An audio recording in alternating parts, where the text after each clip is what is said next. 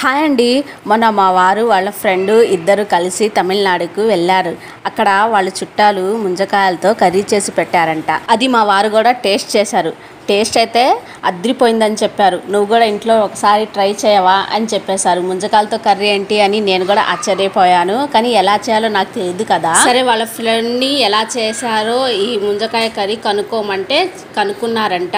So as it ఈస్గా నేను అలానే చేశాను. కానీ ముంజకాయల కర్రీ చేయడానికి ఫస్ట్ ముంజకాయలు ఉండాలి కదా. మా ఇంటి దగ్గర బోలెడని తాటి చెట్లు ఉన్నాయి. మా వారికి ఎక్కించి ముంజలు అనేవి కోయించేసాను అన్నమాట. ముంజకాయలు కట్ చేసిన తర్వాత ముంజకాయలు ఇలా మంచిగా తీసేసి పీల్ చేసి ఇచ్చేసారు.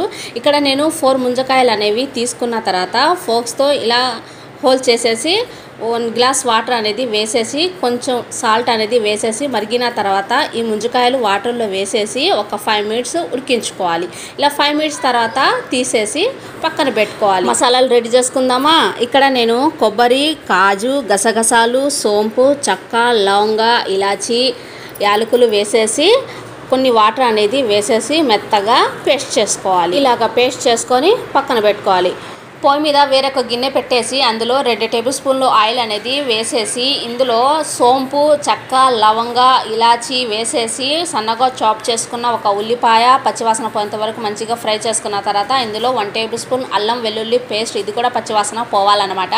ఇలా పచ్చివాసన పోయిన తర్వాత సో పచ్చిమిర్చి, టమాటాలు వేసేసి రుచికి సరిపడా సాల్ట్ అనేది వేసేసి టమాటా గుజ్జు అంత వరకు మగ్గించుకోవాలి మూత పెట్టేసి. సో టమాటాలు చూడండి చక్కగా మగ్గిపోయింది కదా.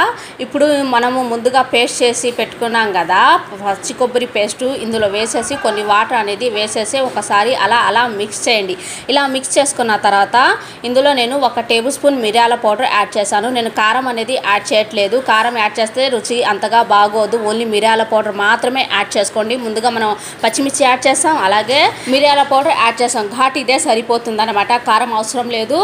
ముందుగా ఉడికించి పెట్టుకున్న ముంజకాయలు వేసేసి ఆయిల్ పైకి తేలేంత వరకు మధ్యలో కలుపుతూ చూడండి. ఒకసారి ఆయిల్ పైకి తేలాలన్నమాట. నేనైతే సాల్ట్ అనేది చెక్ చేస్తున్నాను రుచి సరిపోయిందా లేదా అనేసి. అద్భుతంగా ఉందండి.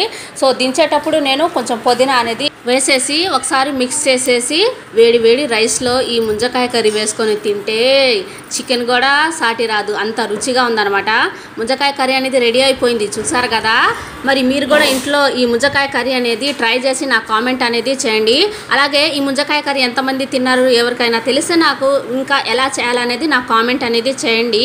సో మా వారి ఫ్రెండ్ చెప్పినట్టుగా నేను యాస్టీస్గా నేను అలానే చేశాను. రుచి అయితే అద్భుతంగా ఉందండి, మాకైతే నచ్చింది. అలాగే ఈ వీడియో మీ ఫ్రెండ్స్ అండ్ ఫ్యామిలీకి షేర్ చేయండి. అలా షేర్ చేయటం వల్ల నలుగురికి తెలుస్తుంది అనమాట. ఎండ్ వరకు చూసి ఒక లైక్ ఇచ్చేళ్ళండి. ఉంటా మరి, బాయ్.